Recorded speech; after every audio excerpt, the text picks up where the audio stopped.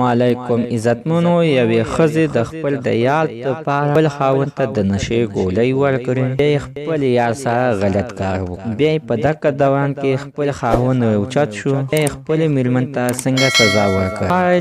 غواړئ چې پوه شئ نو زموږ دا ویډیو د سره تر اخره پورې وګورئ. د دې ویډیو نه مخکې زه تاسو ته دا یادګینه وکړم، تاسو که چېرې زموږ په دې چینل کې نوي وئ حتما دسه زموږ همدا چینل د سره سبسکرایب کړئ. خوا کې ورسره د ټلۍ نښان ووهئ چې ښایي یوه نوې معلوماتي ویډیو تاسو ته په اسانۍ باندې در ورسیږي. په هندوستان کې اوس دغه شانتې پیښې سره عام شوي دي چې ښایي ورځ په یو نایو ښار کې داسې عجیبه واقعیت مخې ته راځي. په هندوستان کې یوې ښځې د خپل د یار دپاره خاوند ته د نشې ګولۍ ورکړې. خاوند یې نشه شو نو د هغې نه بعد د ده دا ښځه د بل یار سره ناروا کارونه کول. په دغه دوران کې خپل خاوند پرې راپاڅېد، کتلو نو ښځه یې په دې سړي سره یعنې خپل یار سره پرته وه. نو سړي خپلې ښځې ته اسم ونیولې او سیده لاړلو او تانې ته په خپلې ښځې باندې رپورټ وکړو. د دغې نه بعد بیا پولیسو ښځه ونیوله. چې پولیسو ونیوله نو پولیسو ته یې بیا ټوله کښانې وکړه چې دې ښځې به خپلو ماشومانو ته او خپل خاوند ته شپه به یې